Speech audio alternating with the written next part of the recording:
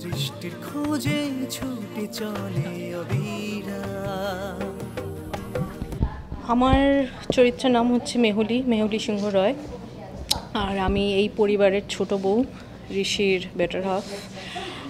আর মেহুলি ভীষণই class conscious একটি মেয়ে, আর ও প্রফেশনাল লাইফে খুব পরিপক্ত, এবং এই ফ্যামিলির যে বিজনেসটা, ওটা প্রেসের বিজনেসটা, ওটা মেহুলি আর ঋষি মিলে ওরাই সামলায়, এবং ওরা কোথাও গিয়ে চায় বিজনেসটাকে কমপ্লিটলি টেক ওভার করতে। আর মেহুলি কোনোভাবেই আলোকে পছন্দ করে না, বিকজ যেরকম বললাম মেহুলি প্রচণ্ড ক্লাস কনসিয়াস, অ্যান্ড সেই জন্য ওর ওই নাকুচু ব্যাপারটা, ওর ওই অহংকারটা আছে যে আলো একটা সিম্পল ফ্যামিলির থেকে আসে, আর মেহুলি প্রচণ্ড একটা ওয়েল টু ডু, মানে higher strata of the society, ওরকম একটা ফ্যামিলির থেকে আসে। তো মেহুলির ওই ব্যাপারটা একটা আছে, অ্যান্ড ও ঋষিকে সব ব্যাপারেই আর কি মোটামুটি ঋষিকে বলে দেয়, চালায় সব কথায়। So that is Mehuli. হ্যাঁ, ঋষি বাড়ির ছোট ছেলে, অবভিয়াসলি খুব অ্যাম্বিশিয়াস বাবার মতো, এবং বাবার ধারাতেই চলে, বাবাকেই সব কিছু মনে করে যে বাবার কথাটাই লাস্ট কথা। এবং মেহুলি তার বেটার হাফ, মেহুলির সাথে তারা দুজন রাজ্যটোক, কারণ তার মধ্যে ওই ক্লাস কনসিয়াসটা কোথাও ছোটোবেলা থেকে তার আপব্রিঙ্গিং যেরমভাবে হয়েছে, দুই ভাইয়ের দু রকমের আপব্রিঙ্গিং একই বাড়িতে থেকে হয়েছে, আলাদা আলাদা কারণে ডেফিনেটলি হয়েছে, কারণ আমরা এরকম দেখে থাকি রিয়েল লাইফ এরকম হয় যে ছোটো ভাই একরকম, বড়ো ভাই একরকম। তো Rishi is more like his father, খুব অ্যাম্বিশিয়াস, বউ যেটা বলে সেটা শোনে, এবং সেটা শোনে তার মধ্যেও তার কিন্তু একটা বুদ্ধি কোথাও কাজ করে, বিকজ জানে যে এটা তাদের নিজের স্বার্থে। দে আর ভেরি সেলফিশ পিপল, কারণ ভালোভাবে জানে যে বউ যেটা বলছে এটা ব্যবসায়িক স্বার্থে, পয়সার দিক থেকে, সব দিক থেকে বেনিফিশিয়াল হবে বলেই সে শোনে, এবং তাদের মধ্যে ভাব বলাসা খুব অটুট।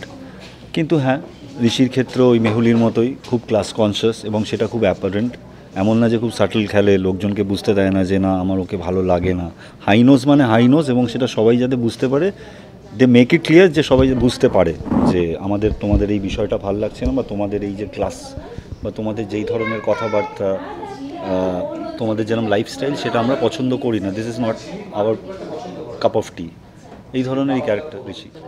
হ্যাঁ, আমি তো কখনোই বলবো না যে খুব ইজি, না টাফ, একদম না। ইজি বলা মানে তার মানে আমি অফ স্ক্রিনে এরকমই, ঠিকই বলেছো, টাফ ক্যারেক্টার না। তবে এটা আমার সবসময় মনে হয় নেগেটিভ আর পজিটিভ দুটো ক্যারেক্টারের মধ্যে নেগেটিভে অনেক শেডস থাকে, অনেক গ্রাফস থাকে, অনেক কিছু করার জায়গা থাকে, অবভিয়াসলি পজিটিভেও থাকে, বাট মেজর পোর্শনটা আমার মনে হয় নেগেটিভ নিয়ে নেয়।